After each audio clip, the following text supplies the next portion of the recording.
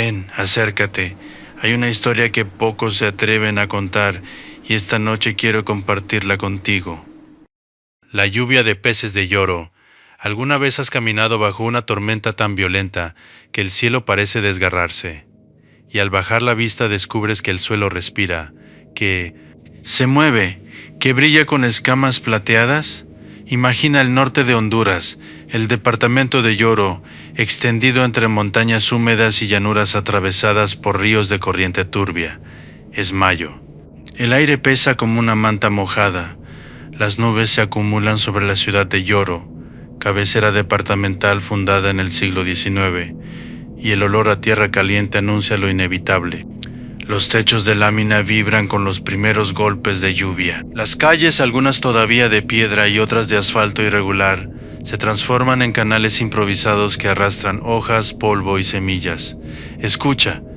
El retumbar del trueno rebota en las fachadas de la alcaldía, en los corredores abiertos de las casas con columnas de cemento, en los postes eléctricos que zumban antes del apagón. El mercado huele a maíz hervido y a café oscuro. Las mujeres recogen las mesas. Los niños corren descalzos, celebrando la tormenta como si fuera un espectáculo. Pero aquí, en Lloro, la lluvia no es solo agua. Cada año, entre mayo y junio, después de descargas eléctricas que iluminan la noche como flashes de un fotógrafo invisible, algo ocurre. Los habitantes lo esperan. No con incredulidad, con paciencia. Cuando la tormenta amaina, no antes, nunca antes. Los vecinos salen con linternas y baldes. Caminan hacia sectores específicos, algunos cercanos a barrios como El Pantano o Subirana. Miran el suelo, y ahí están. Cientos de pequeños peces plateados, todavía húmedos, todavía vibrando. De agua dulce, de no más de 10 centímetros, esparcidos como si el cielo hubiera volcado una red invisible sobre la ciudad. ¿De dónde vienen? Para entenderlo, debemos retroceder a la década de 1860. Honduras era una república joven, marcada por conflictos internos tras la disolución de la Federación Centroamericana. En aquellas montañas llegó un sacerdote español de figura delgada y mirada firme, José Manuel de Jesús Subirana. Dicen que caminaba largas distancias bajo el sol con una sotana gastada, un crucifijo de madera y un cuaderno donde anotaba nombres y necesidades. Tenía manos huesudas y una voz grave que no gritaba, pero imponía. Veía hambre, niños con vientres hinchados, campesinos que miraban el cielo esperando cosechas que no llegaban. Y entonces hizo algo que todavía resuena. Se arrodilló. Durante 3 días y 3 noches, según la tradición oral, oró sin descanso pidiendo alimento para el pueblo.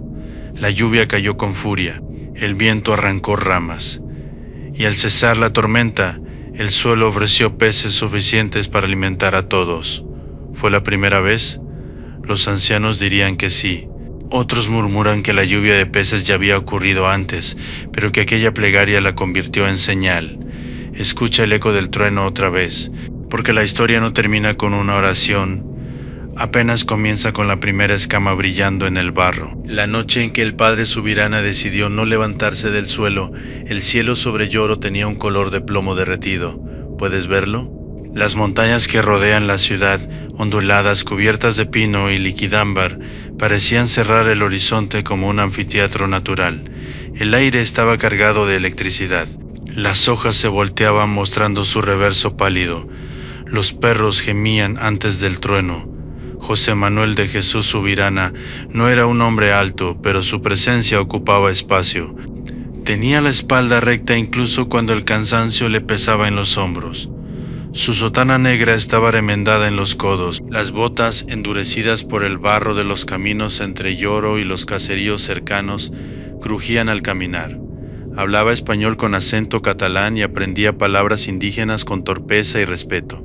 Había llegado a Honduras en 1856 como misionero. Recorrió regiones del norte, incluyendo zonas de Olancho y Lloro, en años en que la infraestructura era escasa y los caminos eran apenas senderos abiertos entre selva y montaña. Vio sequías, vio maíz arruinado, vio hombres flacos que fingían haber comido para que sus hijos repitieran plato. Aquella tarde, frente a una pequeña capilla de paredes encaladas y techo de teja, reunió varias familias. No levantó la voz. No prometió oro ni abundancia eterna. Solo habló de fe y de pan. Si el cielo guarda agua, dijo, también puede guardar alimento. ¿Convicción o desesperación? Se arrodilló sobre tierra húmeda. Sus manos se entrelazaron con fuerza, nudillos blancos. La lluvia comenzó con gotas gruesas que golpeaban como semillas lanzadas desde lo alto. Luego el diluvio. Escucha el tamborileo en los techos, el viento arrastrando polvo y hojas, el relámpago partiendo el cielo en dos. Los campesinos se refugiaron. Algunos miraban desde las ventanas, inquietos. Otros murmuraban que ningún hombre podía negociar con el cielo. Una mujer, María Antonia, según la tradición repetida por generaciones, dejó un cuenco vacío en el patio, como si esperara que algo cayera dentro. 3 días. La tormenta no fue constante, pero regresaba con violencia intermitente. Su virana apenas comía, apenas dormía. Su rostro se afiló. Sus labios murmuraban salmos mientras el barro le cubría las rodillas. Y entonces, en la madrugada del 3er día, el viento cambió. No fue un soplo suave, fue una ráfaga que bajó desde las montañas hacia la llanura. Arrastró agua en espiral. Algunos describieron un remolino bajo las nubes, no en el mar, porque Yoro está lejos de la costa caribeña, sino tierra adentro, sobre campos anegados y riachuelos crecidos. Cuando la lluvia cesó, el silencio fue más pesado que el trueno. Los primeros en salir fueron los niños. Uno gritó, no de miedo, de sorpresa. Sobre el barro oscuro, entre ramas caídas y charcos, algo plateado vibraba. Cuerpos pequeños, resbaladizos, aún vivos. Peces de ojos redondos y escamas brillantes, moviéndose como si buscaran agua que no estaba allí. ¿Los ves? ¿Los hueles? Ese aroma metálico mezclado con tierra mojada. Los adultos se acercaron, se agacharon. Tocaron, no eran hojas, no eran ilusiones, eran peces. El padre Subirana, agotado, levantó la vista. Nadie registró una sonrisa amplia, solo un suspiro, tal vez de alivio, tal vez de asombro. Desde entonces, cada temporada de tormentas trae consigo la expectativa, pero lo que ocurrió aquella primera vez no solo alimentó estómagos, alimentó una narrativa que viajaría de boca en boca, creciendo, cambiando, porque con los años algunos aseguraron haber visto algo más en el cielo aquella noche, algo que no era nube. Dicen que no fue solo lluvia lo que descendió aquella madrugada. Algunos ancianos, décadas después, hablaban de una sombra que giraba dentro de la tormenta, no un ave, no humo, algo más compacto. ¿Una columna de agua suspendida? ¿Un embudo invisible tragando y escupiendo vida? Escucha el viento otra vez. Yoro no está junto al mar. Se encuentra a más de 200 kilómetros de la costa caribeña, en una región atravesada por ríos como el Aguán y pequeños afluentes que se desbordan cuando las lluvias arrecian. La ciudad se asienta en una zona donde las corrientes subterráneas y los terrenos arcillosos retienen agua con facilidad. Cuando el cielo descarga durante horas, los suelos se saturan, los cauces se desbordan, los remolinos se forman en quebradas ocultas. ¿Y si el milagro no descendió del cielo, sino que emergió de la tierra? Con el paso de los años, los relatos se multiplicaron. Algunos aseguraban que los peces aparecían siempre en el mismo sector, como si una mano invisible eligiera el lugar exacto. Otros afirmaban que, tras la tormenta, quedaba una neblina baja, espesa, casi marina, aunque el océano quedara lejos. A finales del siglo XIX, comerciantes que cruzaban la región comenzaron a llevar la historia hacia otras ciudades. En San Pedro Sula se murmuraba sobre un pueblo donde llovían peces. En Tegucigalpa se repetía el nombre del sacerdote que había pedido alimento y lo había recibido. El apellido Subirana empezó a confundirse con el fenómeno mismo, pero el tiempo no fue amable con los detalles. José Manuel de Jesús Subirana murió en 1864. Su figura quedó envuelta en respeto y silencio. No dejó crónicas detalladas de aquella tormenta. No redactó un informe científico. Solo quedaron cartas misioneras, testimonios orales y el recuerdo de un hombre que caminaba largas distancias con la mirada fija en el horizonte. ¿Fue coincidencia que las lluvias más intensas coincidieran con la temporada en que pequeños peces migran en ríos crecidos? Los habitantes describen los peces como plateados, de agua dulce, similares a sardinas pequeñas. No presentan marcas de salinidad, no muestran signos de haber sido arrastrados desde el mar. Aparecen vivos, a veces todavía saltando en los charcos formados por la tormenta. Escucha el chapoteo. En algunos relatos los peces no caen directamente del cielo. La lluvia golpea, el viento sopla, la noche oscurece. Luego, al amanecer, el suelo está cubierto de peces como si hubieran emergido durante la oscuridad. ¿Quién los vio caer realmente? Un hombre llamado Don Eusebio, mencionado en crónicas locales del siglo XX, afirmaba que jamás vio un pez descender entre gotas. Siempre los encontraba después.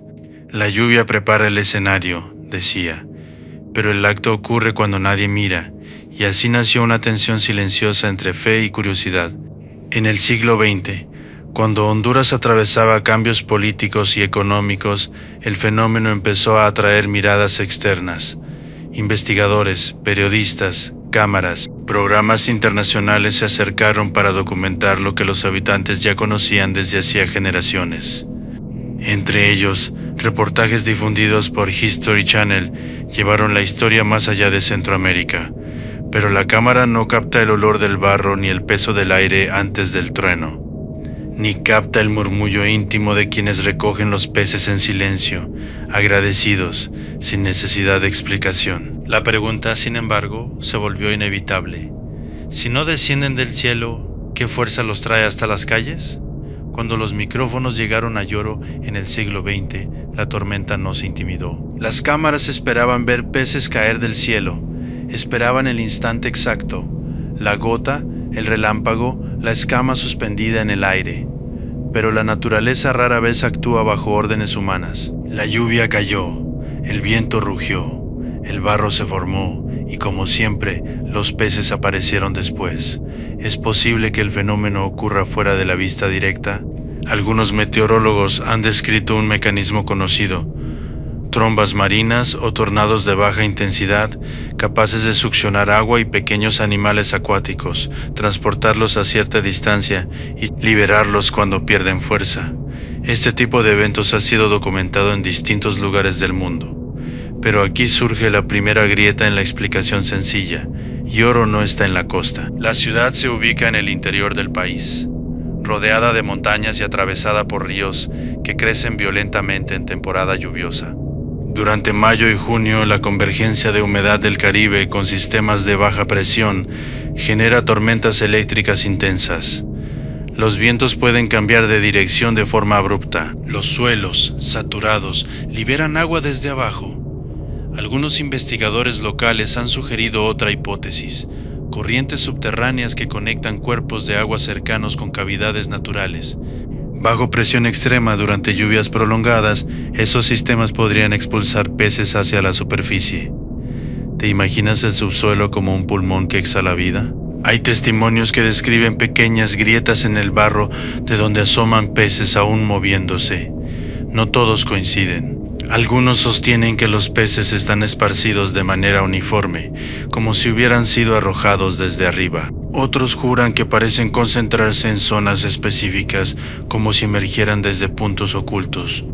El detalle que intriga a muchos es este: los peces encontrados suelen ser de agua dulce, pequeños, plateados, similares a sardinas fluviales. No muestran señales claras de exposición prolongada al aire ni heridas visibles por impacto. Están enteros, vivos. Escucha el sonido de un balde llenándose. Los habitantes no esperan una lluvia visible de peces. Esperan la tormenta. Esperan el silencio posterior. Y entonces salen con linternas, con bolsas, con la memoria colectiva latiendo en cada paso. En algunos años la cantidad es menor. En otros, suficiente para repartir entre varias familias. La ciudad incluso celebra el fenómeno como parte de su identidad cultural. La Feria de la Lluvia de Peces convierte la espera en tradición, mezclando música, comida y relatos transmitidos por abuelos que no necesitan cámaras para creer. Pero hay algo que ni la teoría meteorológica ni la geología responden del todo. ¿Por qué ocurre con una regularidad tan marcada entre mayo y junio? ¿Por qué en sectores tan específicos del departamento? ¿Por qué la historia del padre Subirana permanece unida al fenómeno, incluso cuando la ciencia ofrece alternativas? La tensión no está en elegir una explicación, está en convivir con ambas. Imagina la escena. Una anciana recoge peces en su delantal mientras un joven estudiante de biología toma notas y fotografías. Ella murmura una oración breve. Él habla de presión atmosférica y corrientes de aire. Ambos miran el mismo suelo. Ambos sostienen un pez plateado que aún se mueve. Y cuando levantan la vista, el cielo ya está despejado. Pero hubo un año, uno en particular, en que la tormenta fue tan feroz que incluso los más escépticos guardaron silencio. Hubo un año en que la tormenta no pidió permiso. Los viejos de Yoro lo sitúan a mediados del siglo XX, cuando la carretera hacia el progreso todavía era un trazo irregular de polvo y piedra, y las noches carecían de alumbrado constante. El cielo comenzó a cerrarse desde la tarde. No era la lluvia habitual de mayo, era una masa oscura que avanzaba desde el noreste, empujada por ráfagas que doblaban los pinos y levantaban láminas de zinc. ¿Has escuchado un trueno tan cercano que parece partir el aire dentro del pecho? Esa noche los relámpagos iluminaron por segundos la silueta de la iglesia local. Los corredores con mecedoras vacías, las calles anegadas que corrían hacia los bajos. El agua no caía en gotas, caía en columnas. El viento formaba remolinos en las esquinas, pequeños torbellinos que arrastraban hojas, papeles, insectos. En el barrio Subirana, llamado así en memoria del misionero del siglo XIX, una familia decidió no dormir. Don Julián, agricultor de manos gruesas y uñas siempre marcadas de tierra, observaba por la ventana. Tenía el ceño fruncido y un tic leve en el párpado izquierdo que aparecía cuando algo lo inquietaba. Su esposa, Teresa, mantenía un balde junto a la puerta, no por superstición, sino por costumbre. «Si amanece limpio, salimos», dijo él. «Si amanece con regalo, también», respondió ella. La tormenta duró horas. En un punto el viento produjo un sonido distinto, no el silbido habitual, y un rugido circular, profundo, como si algo girara sobre sí mismo en la oscuridad. Algunos juraron haber visto una columna de lluvia más densa desplazándose sobre el terreno bajo, cerca de un campo que en temporada seca servía para pastoreo. Luego, silencio, y un silencio tan repentino que resultó incómodo. El amanecer no trajo sol inmediato. Una neblina baja cubría las calles. El barro llegaba hasta los tobillos. Don Julián abrió la puerta y el olor lo golpeó primero. Tierra húmeda y algo más. Un aroma fresco, metálico. Dio 3 pasos, se detuvo. El suelo estaba salpicado de destellos plateados. No en un punto aislado, no en un pequeño charco, en varios metros a la redonda, como si la noche hubiera sembrado escamas. Teresa salió detrás, se inclinó, tocó uno, se movía. En minutos vecinos comenzaron a aparecer con baldes, canastos, cubetas. Nadie gritaba, nadie corría. Había una concentración casi irreverente. Algunos murmuraban una breve oración, otros simplemente recogían. ¿Habían caído del cielo? ¿Habían emergido del suelo saturado? ¿O el viento los había traído desde algún riachuelo desbordado en la oscuridad? Lo inquietante fue esto. En ciertos puntos los peces parecían concentrarse formando líneas curvas, como si hubieran sido depositados siguiendo el trayecto de un remolino invisible. No estaban aplastados, no presentaban señales de impacto violento, parecían colocados. Ese año la cantidad fue abundante, suficiente para que varias familias compartieran entre sí y salaran parte del pescado para conservarlo. La historia corrió rápido. No tardaron en llegar curiosos de otros departamentos, y con ellos nuevas preguntas, porque alguien afirmó haber encontrado peces aún dentro de pequeños agujeros recién abiertos en el barro, como si algo los hubiese empujado desde abajo. Y cuando empezaron a excavar ligeramente con palos, lo que hallaron bajo la superficie aumentó el misterio. Cuando los primeros vecinos hundieron los palos en el barro, no lo hicieron para demostrar nada. Lo hicieron por curiosidad y por hambre.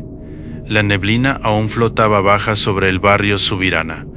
El suelo, saturado por horas de lluvia, cedía con facilidad. Don Julián clavó la punta de una vara en una pequeña grieta donde había visto desaparecer un pez segundos antes. Empujó. El barro se abrió con un sonido húmedo. Y entonces ocurrió. De la hendidura emergió otro pez vivo, retorciéndose con violencia, como si hubiera estado atrapado en una bolsa de agua subterránea. Teresa retrocedió un paso. «Míralo», susurró.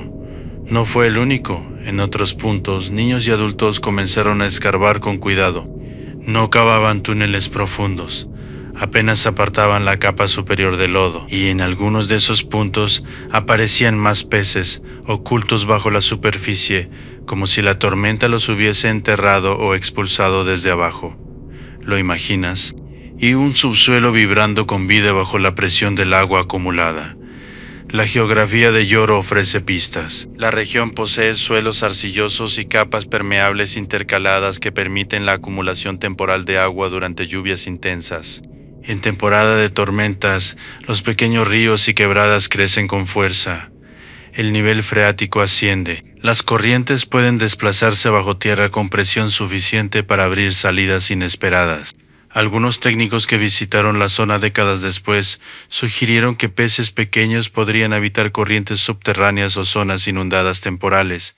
Bajo una tormenta severa, el aumento brusco de presión podría empujarlos hacia la superficie a través de grietas o depresiones. Pero esa explicación no apaga la escena, porque muchos insisten en haber visto peces sobre techos bajos, en patios cerrados, incluso en áreas donde el barro no mostraba orificios visibles. ¿Cómo llegaron allí? Esa mañana, mientras el sol comenzaba a romper la neblina, el barrio entero estaba inclinado sobre la tierra. Las manos se movían rápidas pero cuidadosas. Los baldes se llenaban. Los niños reían. Los adultos hablaban en voz baja. Un anciano, con sombrero de palma y bastón de madera oscura, se acercó a don Julián. «No escarbes demasiado», le dijo. «Lo que viene del cielo se recoge. Lo que viene de la tierra se respeta. Miedo, sabiduría, tradición, la línea entre explicación y reverencia nunca fue rígida en Yoro». Con el paso de los años, la práctica de salir tras la tormenta se convirtió en ritual. Algunos esperan el tercer día de lluvias fuertes. Otros observan la dirección del viento. Hay quienes aseguran que sin relámpagos no hay peces. Y si la tormenta ocurre sin truenos, saben que no saldrán con baldes.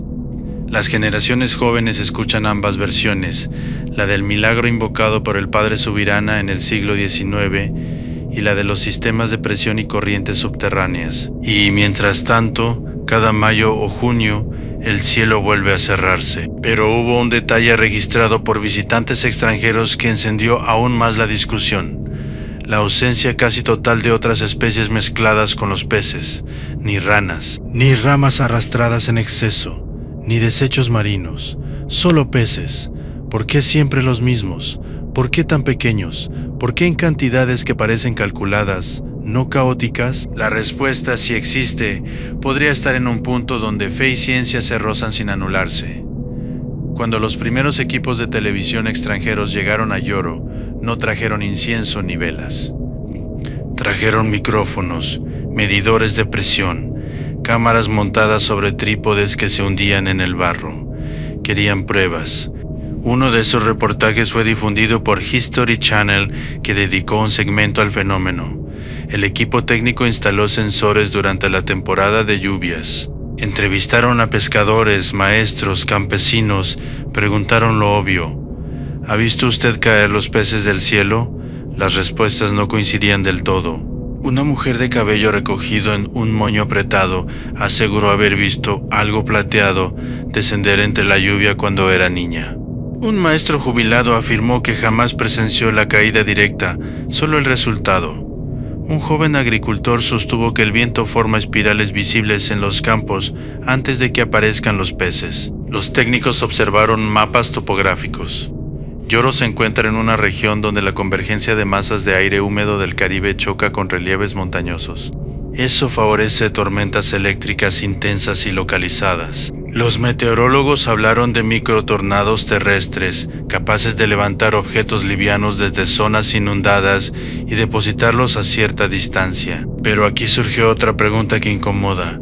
Si un remolino succiona peces de un río cercano, ¿por qué no arrastra también piedras, plantas, basura en proporciones similares?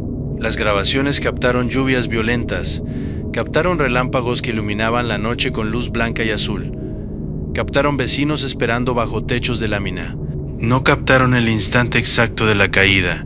Cuando la tormenta cesó y el equipo salió a revisar, los peces ya estaban allí, pequeños, plateados, algunos aún moviendo la cola con reflejos breves. Un productor del programa comentó, fuera de cámara, que el fenómeno no parecía una lluvia convencional, más bien una aparición posterior a la tormenta. La frase quedó flotando en el aire, sin conclusión cerrada. ¿Aparición? La palabra pesa. Mientras tanto, en el barrio Subirana, los habitantes no necesitaban grabaciones en alta definición. Sabían que debían esperar a que la lluvia terminara por completo. Sabían que si salían antes, no encontrarían nada. Esa sincronía entre tormenta y hallazgo es casi matemática. No ocurre en enero. No ocurre en la estación seca. Ocurre cuando el cielo descarga durante horas y el suelo se convierte en espejo. Algunos investigadores locales han señalado que los peces podrían pertenecer a especies que habitan riachuelos temporales o pozas que se forman en temporada lluviosa. Bajo presión extrema, esas aguas podrían desplazarse hacia zonas bajas urbanas. Pero incluso esa teoría deja cabos sueltos, porque hay años en que los peces aparecen en calles elevadas, lejos de cauces visibles. Y hay ocasiones en que la cantidad disminuye sin razón aparente, aunque la tormenta haya sido intensa. ¿Depende de la fuerza del viento? ¿De la duración de la lluvia? ¿De algo que aún no medimos? Cuando los equipos extranjeros se marcharon, dejaron tras de sí grabaciones, entrevistas y preguntas abiertas. El fenómeno siguió ocurriendo, indiferente a la audiencia internacional, y, mientras las teorías circulaban, algo más persistía con igual fuerza. La memoria del sacerdote que oró durante 3 días bajo la lluvia. Mucho antes de que las cámaras buscaran respuestas, el nombre ya estaba grabado en la tierra. En Yoro existe un barrio que lleva su apellido, Subirana. No es un monumento de mármol ni una estatua ecuestre. Es algo más cotidiano y por eso mismo más profundo. Calles de concreto irregular, casas con portones metálicos pintados de azul o verde, niños jugando fútbol bajo un cielo que cada mayo comienza a oscurecerse con una puntualidad inquietante. El nombre remite a José Manuel de Jesús Subirana, el misionero español que recorrió el norte de Honduras en la segunda mitad del siglo XIX. Llegó alrededor de 1856, en un país que aún consolidaba su identidad tras la fragmentación de la Federación Centroamericana. Fundó escuelas rudimentarias, impulsó parroquias, caminó durante semanas entre aldeas indígenas y campesinas. Quienes han leído sus cartas misioneras, conservadas en archivos eclesiásticos, describen a un hombre disciplinado, austero, poco inclinado a la exageración. No era dado a proclamar prodigios a cada paso. Sin embargo, la tradición de Yoro no lo recuerda por un sermón, sino por una súplica. En la memoria oral, el episodio de los 3 días y 3 noches se volvió núcleo.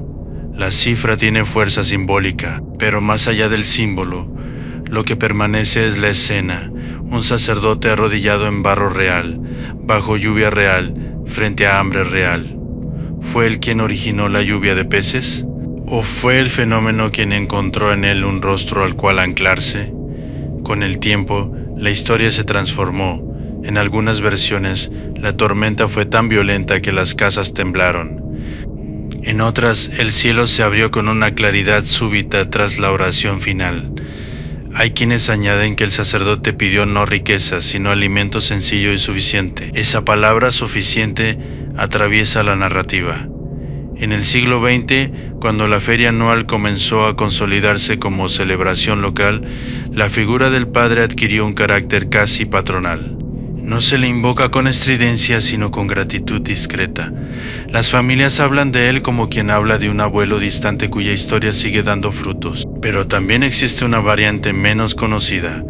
Algunos sostienen que la lluvia de peces ya ocurría antes de su llegada, que los pueblos originarios de la región conocían el fenómeno y lo integraban a su propia cosmovisión relacionada con ciclos naturales y espíritus del agua. Si eso fuera así, entonces Subirana no habría creado el milagro, lo habría interpretado. ¿Te das cuenta de la diferencia? No todos aceptan esa lectura. Para muchos, la conexión entre la oración y el alimento no admite fisuras. La fe no exige cronologías exactas, se alimenta de continuidad.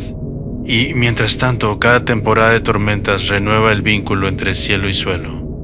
Hay niños que crecen escuchando ambas historias, la del fenómeno físico y la del favor divino. Aprenden a esperar el trueno con emoción contenida. Aprenden que cuando el agua cae con insistencia y los relámpagos iluminan las montañas, algo puede suceder al amanecer. Pero en una ocasión, según relatan los más viejos, la lluvia tardó en llegar un año entero, y la espera esa vez puso a prueba algo más que la paciencia. Hubo un año en que mayo llegó y el cielo no respondió. Las montañas que rodean la ciudad de Yoro se veían polvorientas. El viento arrastraba hojas secas en lugar de humedad. Los techos de lámina ardían bajo el sol.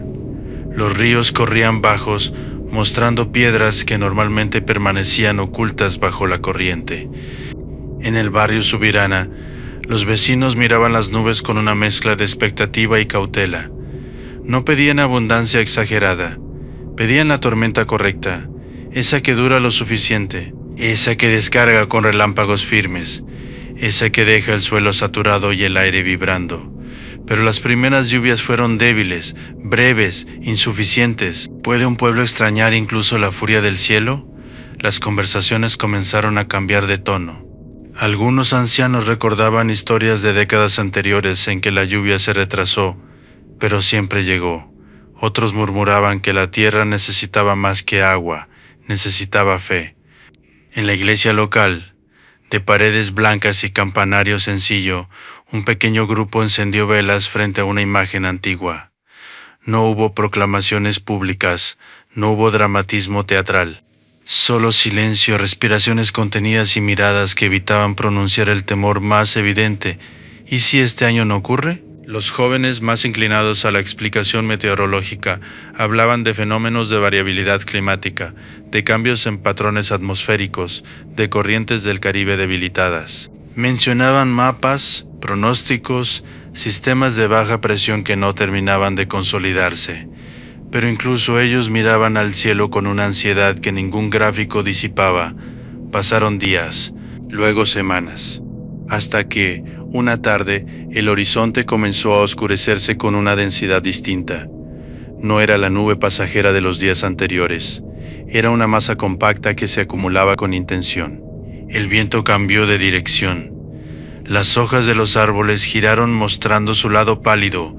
El primer trueno no fue estruendoso, fue profundo, como un tambor lejano marcando el inicio de algo inevitable. Y entonces la tormenta no fue caótica, fue persistente. Horas de lluvia constante, relámpagos que iluminaban las fachadas, calles convertidas en corrientes rápidas. El aire olía a metal y tierra abierta. Cuando cesó, nadie salió de inmediato. Esperaron. Escucha ese silencio espeso después del último trueno. Las puertas comenzaron a abrirse lentamente, baldes en mano, linternas encendidas aunque aún quedara algo de luz. Un niño fue el primero en gritar. No un grito de miedo, un grito de reconocimiento. El suelo otra vez estaba salpicado de destellos plateados, no en cantidades desbordadas, no como en los relatos más abundantes, pero suficientes para recordar. Las manos se movieron con rapidez y cuidado. Algunos reían, otros lloraban en silencio. Un anciano levantó la vista al cielo despejado y murmuró algo que el viento se llevó antes de que nadie pudiera repetirlo. Ese año no solo regresaron los peces, regresó la certeza de que el fenómeno Sea cual sea su origen, no obedece a expectativas humanas ni a calendarios exactos. Y mientras los baldes se llenaban bajo el cielo limpio, una pregunta más antigua que la tormenta volvió a flotar en el aire. ¿Es un milagro que ocurre gracias a la fe o una ley natural que la fe aprendió a nombrar? La respuesta, si existe, no está escrita en los charcos, está en el eco que deja la última gota al caer. La mañana después de la tormenta siempre parece más luminosa en Yoro.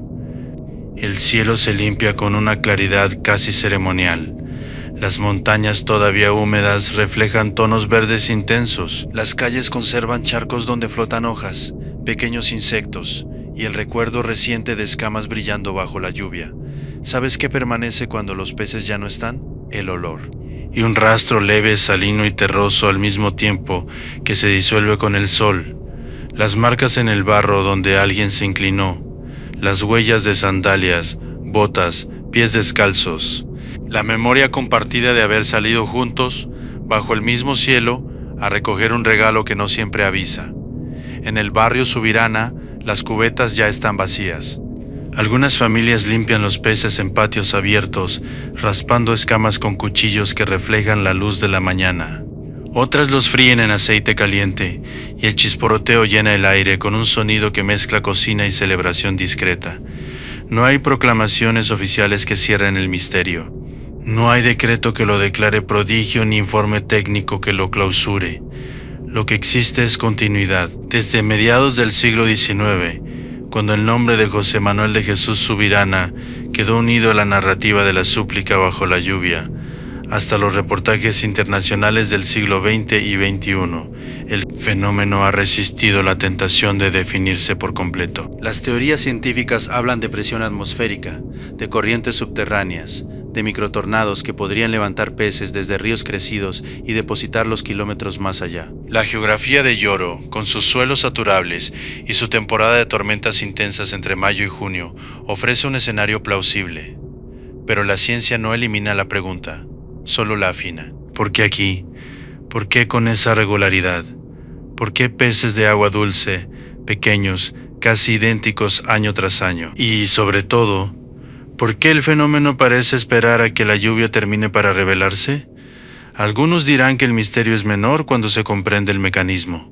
Otros sostendrán que incluso si se explicara cada detalle físico, la historia seguiría teniendo peso, porque lo que realmente cae sobre Yoro no son solo peces. Cae una narrativa que atraviesa generaciones, cae una escena que se repite con variaciones, como una obra representada bajo cielos distintos. Cae la oportunidad de que un pueblo entero mire hacia arriba con expectativa compartida. Imagina al padre Subirana arrodillado en el barro del siglo XIX. Imagina a los vecinos del siglo XX inclinándose con baldes en la mano. Imagina a los niños del presente esperando el primer trueno con una mezcla de ciencia aprendida y fe heredada. Todos mirando el mismo cielo. El fenómeno no necesita resolverse para existir. Respira en la espera. Vive en la pausa entre el último relámpago y el momento en que alguien abre la puerta. Y cuando el próximo mayo oscurezca el horizonte y el viento empiece a girar sobre las montañas, escucha con atención. Tal vez no veas caer nada. Tal vez solo encuentres el suelo brillando al amanecer. Y entonces entenderás que, en Yoro, la verdadera lluvia no siempre desciende del cielo. A veces nace en la memoria.